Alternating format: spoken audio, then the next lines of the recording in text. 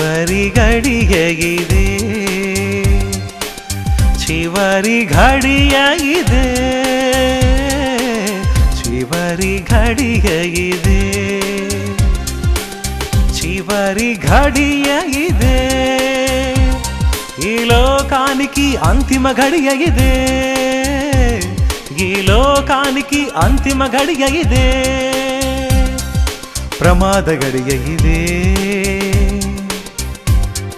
ప్రపంచమంతా మేల్కొనే చివరి గడియ ఇదే, ప్రపంచమంతా మేల్కొనే చివరి గడియ ఇదే, చివరి గడియ ఇదే, చివరి గడియ ఇదే, చివరి గడియ ఇదే.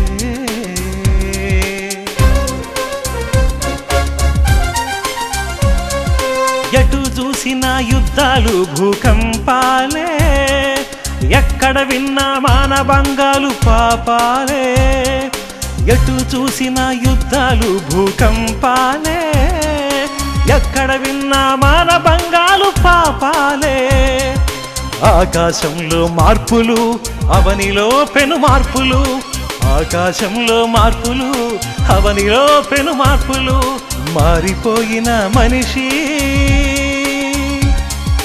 అన్నిటికీ అంతటికీ చివరి గడియ ఇదే, అన్నిటికీ అంతటికీ చివరి గడియ ఇదే.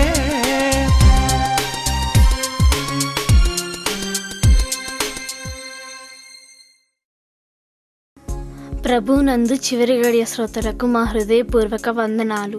ఇప్పుడు రెవరెండ్ డాక్టర్ కె బాబురావు గారు మనకు దైవ సందేశాన్ని అందిస్తారు. ప్రభునందు ప్రియులారా, యేసుక్రీస్తు వారి ఘనమైన నామములో మీ అందరికీ హృదయపూర్వక వందనాలు తెలియజేస్తున్నాను. మీరందరూ బాగున్నారు కదా? మీ కొరకు నిత్యము క్రీస్తు రాయబారుల కార్యాలయంలో మేము ప్రార్థన చేస్తున్నామని మీకు సంతోషంగా తెలియజేస్తున్నాం. మరి ఈ చివరి గడి అనే కార్యక్రమం ద్వారా అందిస్తున్న ఈ స్పెషల్ మెసేజ్లు అనేక వేల మందిలోకి వెళ్ళి అనేకులు ప్రభావితం అవుతూ అనేకులు ఆధ్యాత్మికంగా మేలు పొందుతున్నారని సంతోషంగా తెలియజేస్తున్నాం. కొన్ని వందల మంది ఫోన్లు చేయటం మాకు చాలా సంతోషంగా ఉంది. ఈ వర్తమానములు ఇంత ప్రభావితం చూపిస్తాయని నేను ఎప్పుడు అనుకోలేదు. చాలామంది ఫోన్ చేసి ఇంత సబ్జెక్టు ఇంత మెటీరియల్ ఇప్పుడు దాకా ఎందుకు దాచిపెట్టారు అన్నయ్య గారు, ఇప్పటికైనా సరే మరి సువార్తవాణి టీవీలో రిలీజ్ చేశారు, చాలా సంతోషం, మేము కంటిన్యూగా వింటున్నాం. మరి పనులు పెందలకాడే ముగించుకొని సోమవారం గురువారం ఇంటికి పెందలకాడే వచ్చి ఈ వర్తమానములు వింటున్నామని చాలామంది సంతోషంగా తెలియజేస్తున్నారు. అటు వారందరిని అభినందిస్తున్నాం. మీరు కూడా క్రమం తప్పకుండా వినుమని ప్రేమతో తెలియజేస్తున్నాం. వాక్యాన్ని ప్రారంభించిన తర్వాత మీరు దీన్ని కంటిన్యూగా వింటేనే మీకు అర్థమవుతుంది. టోటల్గా 50 వర్తమానములు, వీటిలో ఇప్పటికే 5 వర్తమానములు అయిపోయినాయి. 45 వర్తమానములు సంవత్సరం పొడుగుతూ వస్తూనే ఉంటవి. ఇవన్నీ మరి స్పెషల్ వర్తమానములు మీకు అందిస్తున్నాం. మీరు విని మేలు పొందవలసింది కోరుతున్నాం.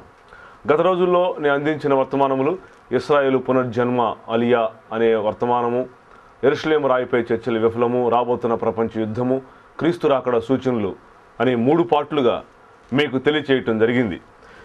మరి దాని కంటిన్యూషన్గా మరి ఈరోజు మరొక స్పెషల్ వర్తమానం వినబోతున్నాం.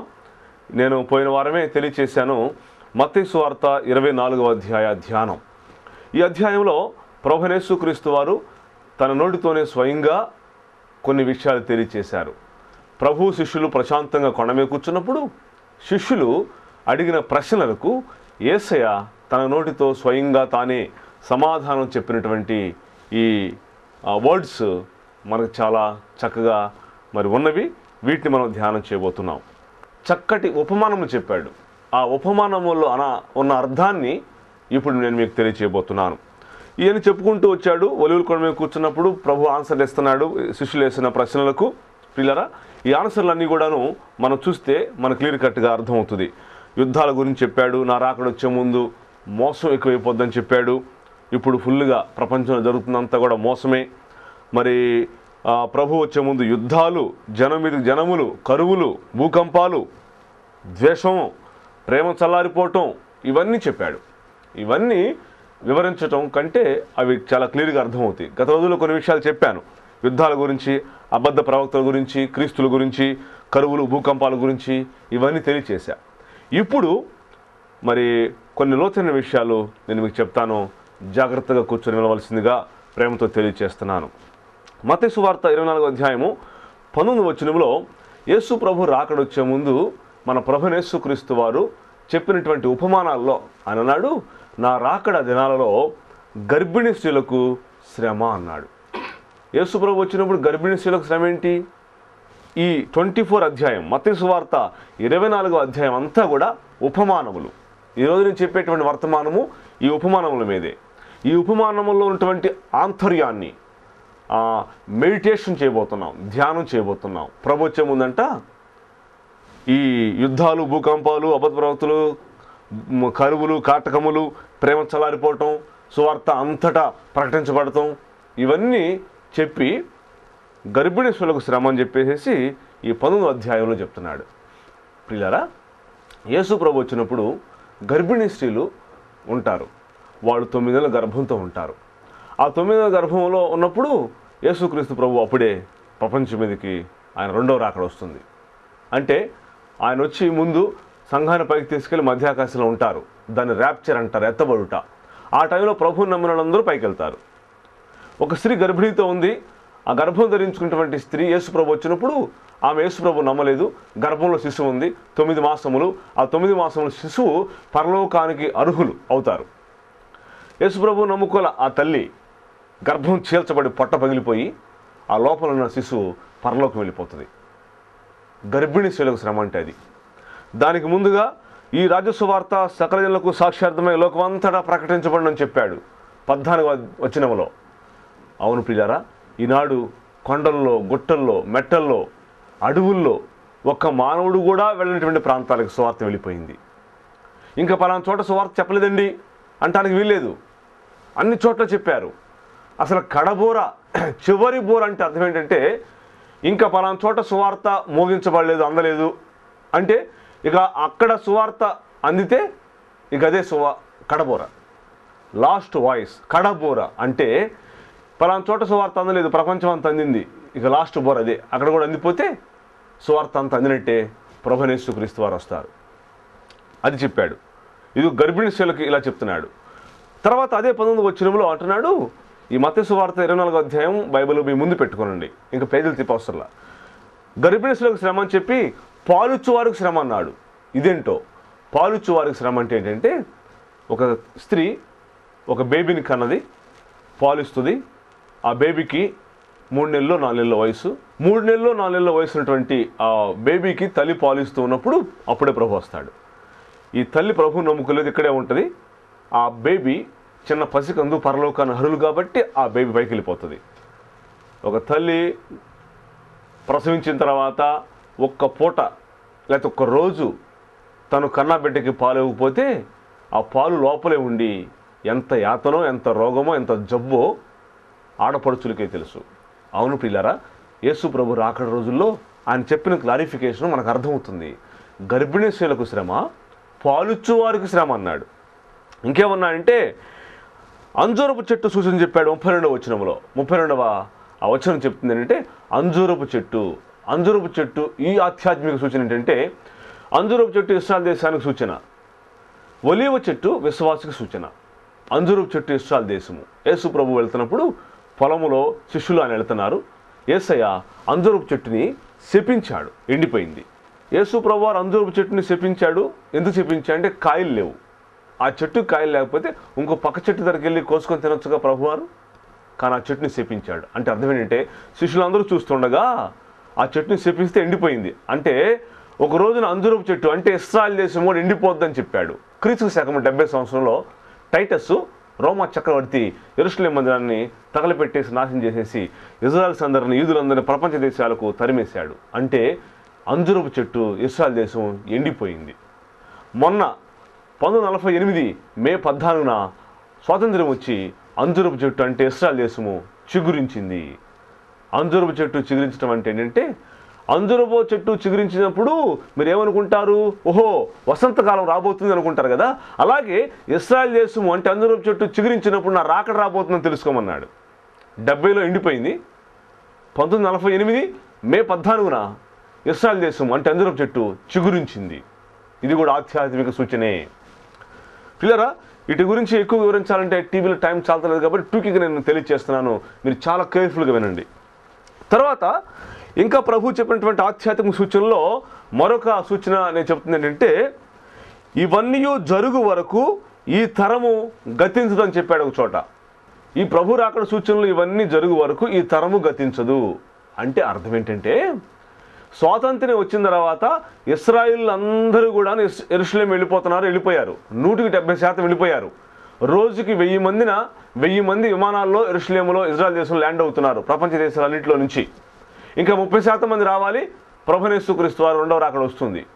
అయితే ఫస్ట్ 1948 మే 14వ తారీఖున అప్పటి నుంచి ఎవరైతే ఇజ్రాయెల్ దేశం వెళ్ళి అక్కడ చేరారో వాళ్ళు రేపు యేసు ప్రభు రాకడ వచ్చేంత వరకు వాళ్ళ జనరేషన్ ఉంటుందని ఒక ఆధ్యాత్మిక సూచన, భక్తులు చెబుతున్న అభిప్రాయము.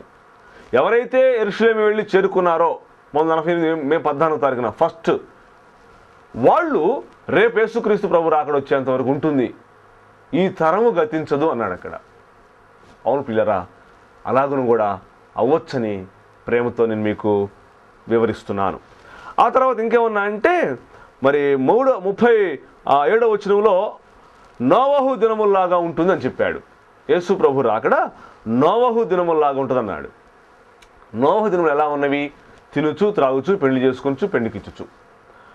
అంటే తినకూడదు, తాగకూడదు, పెళ్లి చేసుకోకూడదు, పెళ్లికి ఇవ్వకూడదా అంటే అర్థం ఏంటంటే, తినవలసినవి తింటలేదు, తాగవలసినవి తాగట్లేదు, చేసుకోవాల్సిన పద్ధతిలో పెళ్లి చేసుకోవట్లేదు, ఇవ్వవలసిన పద్ధతిలో పెళ్లికి ఇవ్వట్లేదు. భయంకరమైనటువంటి రోజుల్లో మనం ఉంటున్నాం. ఆడవాళ్ళు ఆడవాళ్ళని, మగవాళ్ళని పెళ్లి చేసుకుంటున్నారు ఈ రోజుల్లో. తాగమని దేవుడు నీళ్ళు ఇస్తే తాగకూడనటువంటివన్నీ కూడా తాగుతున్నారు, తినకూడనివన్నీ కూడా తింటున్నారు. మానవుడు చెడిపోయి పాడైపోయి పతనం అయిపోయాడు. నోవహు రోజుల్లో లాగా ప్రపంచము కుళ్ళిపోయి పాపముతో పరిపక్వమైపోయినప్పుడు దేవుడు ప్రపంచానికి తీర్పు తీర్చాడు. సేమ్ ఇప్పుడు కూడా అలాగే ఉంది ప్రపంచం. 640 కోట్ల మంది జనాభా ఉన్నారు. ఇప్పుడు పాపం చేస్తూ కుళ్ళిపోయి పాడిపోయి పతనం అయిపోయేటువంటి రోజుల్లో ఈనాడు ప్రపంచం కొట్టుమిట్టాడుతుంది పిల్లారా. నెక్స్ట్ వచ్చే మెసేజ్లో సోమవారం ఆ విషయాలు నేను చెప్పబోతున్నాను, మీరు జాగ్రత్తగా వినండి. ప్రపంచానికి ముంచుకొస్తున్న మహాప్రళయం, ఈ లోకం గతి ఏమిటి అనే సబ్జెక్ట్ని నెక్స్ట్ సోమవారం నేను చెప్పబోతున్నాను. పిల్లరా, ఇంకా యేసుక్రీస్తు ప్రభువారు ఏం చెప్పారంటే, ఇద్దరు పొలములో ఉంటారని చెప్పాడు. ఇదే మత్తయి సువార్తలో చెప్తున్నాను మీకు. ఇద్దరు పొలములో ఉంటారు, ఒకరు ఎత్తబడతారు, ఒకళ్ళు విడవబడతారు. ఇదేంటంటే మరి టైం సూచన, టైం చెప్తున్నాడు యేసు ప్రభు రాకడ టైం. ఇద్దరు పొలంలో ఉంటారు, ఒకళ్ళు వెళ్ళిపోతారంట, ఒకళ్ళు విడవబడతారంట. పొలంలో పనిచేసేది ఎప్పుడంటే పగలు పూట పనిచేస్తారు. పొలంలో పనిచేసేది పగలే కదా. ఓహో, యేసు ప్రభు రాకడ పగలు వస్తుంది అని మనం తెలుసుకోవాలి. ఇంకేమన్నా అంటే, ఇద్దరు తిరుగులు విసురుతూ ఉంటారన్నాడు ప్రభు రాకడ టైంలో. ఇద్దరు తిరుగులు విసురుతూ ఉంటారు. తిరుగులు విసిరి టిఫిన్ చేసుకోవటం కోసం, భోజనం వండుకోవడం కోసం చేస్తుంటారు. తిరుగులు ఎప్పుడు విసురుతారంటే, పాత రోజుల్లో, పాతకాలంలో పొద్దున్న లేచి తిరుగులు విసిరి టిఫిన్ చేసి భోజనం వండేవాళ్ళు. తిరుగులు విసరటం. ఈ రోజుల్లో మనము కరెంటు స్విచ్ చేసి మిక్సీ వేస్తాం కదా పొద్దున్నే. ఆ రోజుల్లో తిరగలి, ఈ రోజుల్లో మిక్సీ. పొద్దున పూట టైము. ఇద్దరు తిరుగులు విసురుతుంటారంటే ఇది కూడా టైం చెప్తుంది. యేసు ప్రభు రాకడ టైం పొద్దున్నే అవ్వచ్చు అని చెప్తుంది. ఇందాకడేమో ఇద్దరు పొలంలో ఉంటారు, పగల టైము, ప్రభు రాకడ వచ్చే టైము. ఇదేంటి, ఇద్దరు తిరుగులు విసురుతుంటారు, పొద్దున పూట టైము. పొద్దున పూట కూడా రావచ్చు ప్రభు రాకడ. ఇద్దరు మంచం మీద ఉంటారు, ఒకళ్ళు కొనిపోబడతారు, ఒకళ్ళు విడవబడతారని చెప్పాడు ఇక్కడ. మంచం మీద ఉంటారు అంటే నిద్రపోతుంటారు మంచం మీద. మంచం ఉండేది ఎప్పుడు నిద్రపోయేది? రాత్రిపూట. యేసు ప్రభు రాకడ రాత్రిపూట వస్తుంది అని టైం చెప్తున్నాడు ఇక్కడ. అక్కడేమో పగలని చెప్పాడు, ఇంకో చోట పొద్దున పూట అని చెప్తున్నాడు. ఇద్దరు మంచం మీద ఉంటారని చెప్తున్నారు, నిద్రపోతారని చెప్తున్నాడు. ఇద్దరు మంచంపై ఉండరు, ఒకరు వెళ్ళిపోతారు, ఒకరు ఉంటారు. రాత్రిపూట పడుకునేది, మంచం మీద ఉండేది. ఇది రాత్రి అవ్వచ్చు ప్రభు రాకడ. ప్రభునంత పిల్లరా, ఇంకా ప్రభువారు ఏం చెప్పాడంటే, నా రాకడ దొంగవలే వచ్చునని చెప్పాడు. ఇదేంటో దొంగతో పోల్చున్నాడేంటి? ఇదే మత్తయి సువార్తలో నుంచి చెప్తున్నాను మీకు. దొంగతో పోల్చున్నాడేంటి? అవును, చాలా క్లియర్గా అర్థమవుతుంది ఇక్కడ మనకి. ప్రభు రాకడ దొంగవలే వచ్చును అంటే అర్థం ఏంటంటే, దొంగలు ఇంట్లో పడేటప్పుడు కన్న వేస్తానికి మనకు చెప్పిరారు. ఫోన్ చేసి, హలో బాబురావు గారు, మీ ఇంటికి అర్ధరాత్రి 1 గంటకి దొంగతనానికి వస్తున్న కాసుకో అని ఫోన్ చేసి వస్తారా? రారు కదా. యేసు ప్రభు రాకడ కూడా చెప్పి రాదు అని అర్థం అనమాట. దొంగ వలె వచ్చునంటే దొంగ ఇంట్లో కన్నం వేయటానికి చెప్పిరాడు కదా, ప్రభు రాకడ కూడా చెప్పి రాదు అని అర్థం అనమాట. ఇంకా ఏంటంటే దొంగ వలె వచ్చును అంటే అర్థం ఏంటంటే దొంగ వచ్చి ఇంట్లోకి వచ్చి మన ఇంటి ముందున్నటువంటి అంటులదైన చీపుర్లు, జలమసిరి సెట్లు, ఇరిగిపోయిన పొలలు ఇవి తీసుకెళ్ళాడు కదా, ఇంట్లో పడతాడు, బీరువాలో పడతాడు, పగలగొడతాడు, బంగారము, వెండి, పట్టు వస్త్రములు, డబ్బులు తీసుకెళ్తాడు. అంటే దొంగ వచ్చి ఇంట్లో విలువైన వస్తువులు తీసుకెళ్తాడు. అలాగే మన ప్రభువైన యేసుక్రీస్తు వారికి మనము చాలా విలువైన వారము. ఆయన వచ్చి విలువైన మనల్ని తీసుకుపోతాడు. అది దొంగ వలె వచ్చుట అంటే అర్థం. అర్థమైంది ఇప్పుడు మీకు ప్రియులారా? ఈ అధ్యాయం అంతా కూడా చాలా బాగా చెప్పాడు ప్రభువారు. తన నోటితో స్వయంగా తానే అర్థమయ్యేట్టుగా శిష్యులకి ఉపమాన రీతిలో చెప్తున్నాడు. ఇంకేం చెప్పాడంటే ఇంటి యజమాను సూచన చెప్పాడు.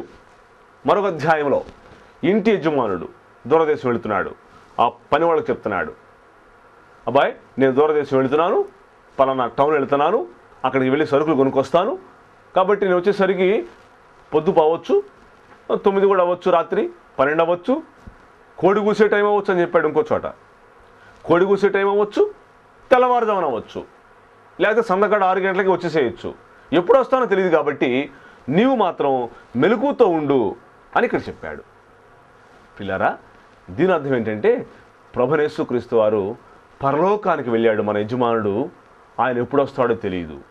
కోడి కూసే టైంలో రావచ్చు, అర్ధరాత్రి రావచ్చు, 9 గంటలు రావచ్చు, సందకాడ రావచ్చు, తెల్లవారిన తర్వాత రావచ్చు, ఎప్పుడైనా రావచ్చు.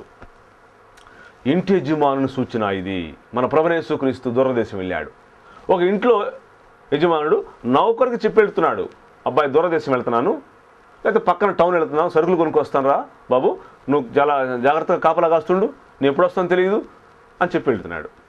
అవును, ఎప్పుడు వస్తాడు మన ప్రభువైన యేసుక్రీస్తు వారు అంటే అర్థం ఏంటంటే సాయంత్రం 6 గంటలకు రావచ్చు సందకాడ, రాత్రి 9 గంటలకు రావచ్చు, మిడ్ నైట్ 12 గంటలకు రావచ్చు, తెల్లవారుజామున 3-4 గంటలకు కోడి కూసే టైంలో రావచ్చు, పీసు తెల్లారిన తర్వాత కూడా రావచ్చు. ఎప్పుడు వస్తాడు? బైబిల్ చెప్తున్న క్లారిఫికేషను, ఆధ్యాత్మిక సూచన అర్థం ఏంటంటే ప్రియులారా, యేసు ప్రభువారు నేను చెప్తున్నాను జాగ్రత్తగా వినండి, అన్ని సందర్భాల్లోనూ వస్తాడు. యేసయ్య సందకడ వస్తాడు, అర్ధరాత్రి వస్తాడు, తెల్లవారుజామున వస్తాడు, కోడి కూసే టైంలో వస్తాడు, పగలు వస్తాడు, రాత్రి వస్తాడు. అవును, ఇదేంటండి అర్థం కాలేదు? బంతి గ్లోబు ప్రపంచం ఎలా ఉంది గుండ్రంగా, ప్రపంచం మీదకి యేసు ప్రభు రాకడ రాబోతుంది. వచ్చినప్పుడు ప్రపంచంలో అన్ని టైమ్స్ ఉంటాయి. యేసు ఇప్పుడు వచ్చాడు అనుకోండి, మన భారతదేశంలో పగలు, అమెరికాలో రాత్రి, ఇంకో దేశంలో మధ్యాహ్నము, మరొక దేశంలో ప్రొద్దున్నే, మరొక దేశంలో కొడుగూసే టైం, మరొక దేశంలో అర్ధరాత్రి, మరొక దేశంలో మరొక టైం. అవును, యేసే చెప్పింది ఏంటంటే ఇంటి యజమానుని సూచన. ఎప్పుడు వస్తాడో తెలియదు. సందకాడ రావచ్చు, అర్ధరాత్రి రావచ్చు, పొదుగుకు రావచ్చు, కొడుగూసే టైంలో రావచ్చు, తెల్లవారిన తర్వాత రావచ్చు, పగలు రావచ్చు, రాత్రి రావచ్చు. ఇంటి యజమానుడు. ఈ మాటలు వింటున్నా ప్రియమైన తమ్ముడు, చెల్లెమ్మ, సహోదరుడ, సహోదరి, నీ యజమానుడు పైకి వెళ్ళాడు, ఎప్పుడు వస్తాడో తెలియదు. ఆయన వచ్చే టైంలో ప్రపంచంలో అన్ని టైమ్స్లో ఉంటుంది ద వరల్డ్స్ టైమింగ్. ప్రభు వచ్చే టైము. ప్రభు ఇప్పుడు వచ్చాడు భారతదేశంలో పగలు, అమెరికాలో రాత్రి, ఇంకో దేశంలో మిడ్ నైట్, ఇంకో దేశంలో కొడుగుసి టైం, ఇంకో దేశంలో సందకాడ, ఇంకో దేశంలో మిడ్ నైట్. ఎప్పుడైనా రావచ్చు. అన్ని టయాల్లో వస్తాడు. ప్రభు వచ్చినప్పుడు అన్ని టైమ్స్ ఉంటవి. అది ఇంటి యజమానుని సూచన అంటే. ప్రభునందు ప్రియులారా, ఈ మాటలు మీకు అర్థమైనవి అనుకుంటాను. అర్థమయ్యేటువంటి రీతిలో చెప్పాలని నేను కొన్ని నెలల నుంచి మీకు ప్రయత్నం చేస్తున్నాను. ఈ మెసేజ్ కూడా మీకు అర్థమైందని నేను నమ్ముతున్నాను. అవునండి, మన ప్రభువైన యేసుక్రీస్తు అన్ని టయాల్లోనూ రాబోతున్నాడు. ఇంకా ప్రభు ఏం చెప్పాడంటే, ఇవన్నీ చూసినప్పుడు నా రాకడ యజమానుడు నేను ద్వారం వద్దనే ఉన్నానని తెలుసుకోమన్నాడు.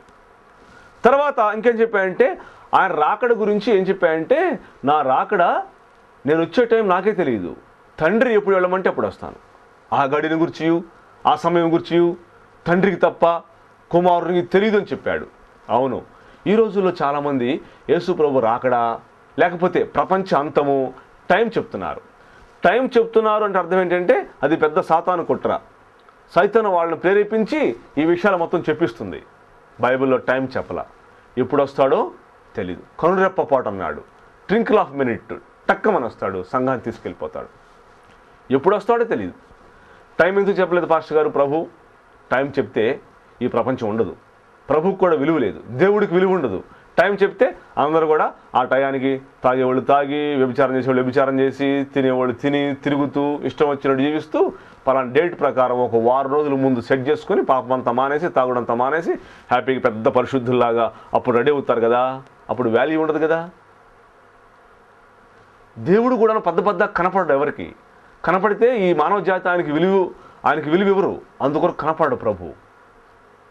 ఆధ్యాత్మికంగా ఆత్మస్వరూపులు మన మధ్యలో ఉంటాడు పిల్లారా. అవునండి, ఈ విషయాలు నేను మీకు తెలియచేస్తున్నందుకు నేను చాలా సంతోషిస్తున్నాను. కాబట్టి యేసు ప్రభు రాకడ వచ్చే ముందు ఇంకా చెప్తూ సూర్యుడి గురించి, ఆకాశ శక్తుల గురించి, కదిలించబడతాయి ఇవన్నీ చెప్పాడు 29 వచనం 30 వచనంలో. ఇంకా యేసు ప్రభు రాకడ వచ్చే ముందు ప్రేమ చలారిపోయిందని చెప్పాడు. అవును, ఇప్పుడు మనం చూస్తున్నాం, ఎక్కడా ప్రేమ లేదు. భార్యాభర్తల మధ్య ప్రేమ లేదు, యాంత్రికంగా జీవిస్తున్నారు. తల్లిదండ్రుల మధ్య, పిల్లల మధ్య ప్రేమ లేదు, ఎవరి మధ్య ప్రేమ లేదు. ప్రేమిస్తున్నారు అని అంటే ఏదో లబ్ధి కోసం ప్రేమిస్తున్నారు. యేసయ్య అలా ప్రేమించలా. ఒక వ్యక్తి ఇంకో వ్యక్తిని ప్రేమిస్తున్నాడంటే ఏదో లాభం కోసం, ఏదో అక్కర ఉంది కాబట్టి ప్రేమిస్తున్నాడు. యేసయ్య ఉచితంగా ప్రేమించాడు. యేసు ప్రభు రాకడ టైంలో నీ వచ్చినప్పుడు విశ్వాసుల్లో విశ్వాసాన్ని కనుగొంటానా అన్నాడు. విశ్వాసుల్లోనే విశ్వాసం పోయిద్దంట. అవునండి, వెనకట వాళ్ళు ముందోళ్ళు వెనకరోళ్ళు అయిపోతున్నారు. ఖచ్చితంగా సంఘాలు నాడు అలా జరుగుతుంది. ఒకప్పుడు బాగా ప్రార్థనకు వచ్చేవాళ్ళు ప్రార్థన రావట్లా. ఒకప్పుడు సంఘాలకు వచ్చి బాగా పనిచేసేవాళ్ళు ఇప్పుడు లేరు.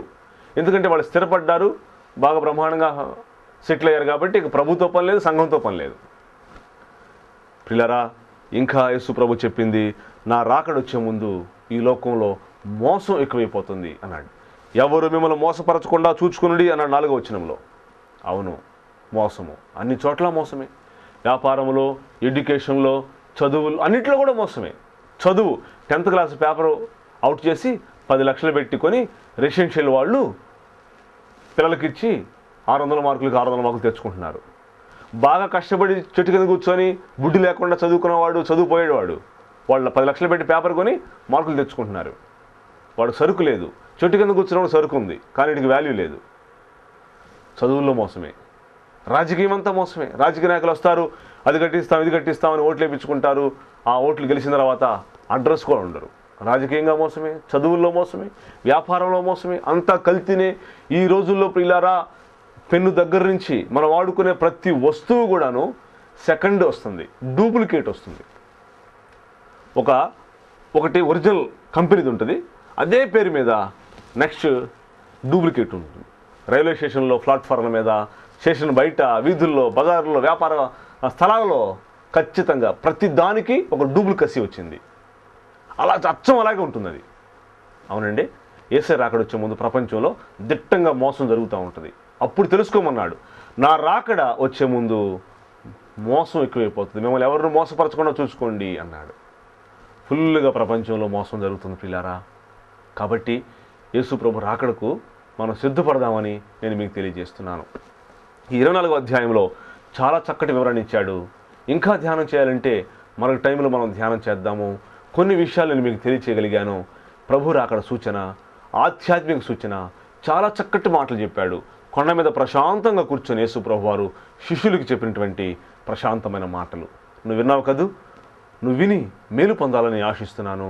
యేసు ప్రభు రాకడ కొరకు నువ్వు సిద్ధపడుమని, ఈ విషయాలు తెలుసుకొని బలపడుమని ప్రేమతో తెలియజేస్తున్నాను. వచ్చే వారం నేను చెప్పే వర్తమానము ప్రపంచానికి ముంచుకొస్తున్న మహాప్రళయం, ఈ లోకం గతి ఏమిటి అనే వాక్యానికి సిద్ధపడుమని ప్రేమతో తెలియజేస్తున్నాను. తల ఉంచండి, ప్రార్థన చేస్తాను. ప్రేమ నమ్మకం కలిగిన పరలోకపు తండ్రి, మత్తయి సువార్త 24వ అధ్యాయంలో మీరు మాతో ముచ్చటించిన ఆధ్యాత్మికంగా సూచనల కొరకు వందనాలు చెల్లిస్తున్నాం. మీరే మీ నోటితో స్వయంగా శిష్యులకి సమాధానం చెప్పారు నాయన. ఈ అమూల్యమైన మాటల్లో ఎన్నో ఆంతర్యాలు ఉన్నాయి ప్రభువా. మాకు అర్థమైనందుకై మీకు సాగిలిపడి స్తుతి చెల్లిస్తున్నాం. మీరు అక్కడ కొరకు మమ్మల్ని సిద్ధపరచండి. ఈ టీవీ ముందు కూర్చొని ఎంతమంది వాక్యం వింటున్నారో వారందరినీ కూడా మీరు అక్కడ కొరకు సిద్ధపరిచి నిండారుగా దీవించమని, మహిమా ఘనత ప్రభావం పొందుకునమని నెక్స్ట్ మరొక అమూల్యమైన సందేశానికి మమ్మల్ని సిద్ధపరచమని యేసు నామమున ప్రార్థిస్తున్నాము తండ్రి, ఆమేన్. మన తండ్రి అయిన దేవుని యొక్క ప్రేమ, రక్షకుడైన యేసుక్రీస్తు వారి కృప, పరిశుద్ధాత్మ దేవుని యొక్క సన్నిధి సహవాసము మా బిడ్డలతో సదాకాలము తోడే ఉండునుగాక. ఆమేన్, ఆమేన్. మీ అందరికి వందనాలు. May God bless you.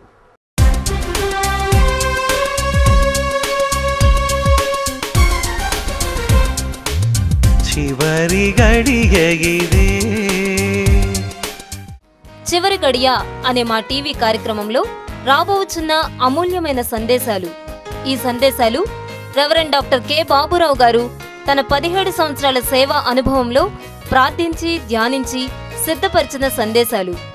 ఇశ్రాయేలు పునర్జన్మ, అలియా, యెరూషలేము రాయిపై చర్చలు విఫలం, రాబోచున్న ప్రపంచ యుద్ధం, క్రీస్తు రాకడ సూచనలు, మత్తయి సువార్త 24వ అధ్యాయ ధ్యానం, అంజూరపు చెట్టు, ఇశ్రాయేలు దేశం, యెరూషలేము దేవాలయం వివరణ, అల్ అక్సా, సంఘం ఎప్పుడు ఎత్తబడుతుంది, ప్రపంచ కల్లోల దినం, కోట్లాది ప్రజలు అదృశ్యం, రహస్య రాకడ, బహిరంగ రాకడ, దానియేలు 70 వారములు, 666 ముద్ర, మైక్రోచిప్స్, 2 సాక్షులు వారి పనులు, 7 ఏండ్ల శ్రమలు, 7 ఏండ్ల పరాకాష్ట, క్రీస్తు విరోధి పరిపాలన, హర్మగద్దోన్ యుద్ధం, 7 ముద్రలు, 7 బూరలు, 7 పాత్రలు, క్రీస్తు 1000 ఏండ్ల పరిపాలన, 4 గుర్రములు, 4 స్త్రీలు, సాతాను చివరి కుట్ర, గోగు మాగోగు యుద్ధం, క్రీస్తు న్యాయపీఠం, ధవళ సింహాసనం, పరలోకము నరకము, నిత్యత్వము, దేవుని గూర్చిన వివరణ, 5 సందేశాలు, మానవుని గూర్చిన వివరణ, 5 సందేశాలు, ప్రపంచాన్ని గూర్చిన వివరణ, 5 సందేశాలు, సంఘాన్ని గూర్చిన వివరణ, 5 సందేశాలు, అపవాదిని గూర్చిన వివరణ, 5 సందేశాలు. మా address reverend doctor K Baburao garu, door number 4-8-400, Reddy building road, Rama building centre, Amaravati road, Guntur. Phone number 9440767072.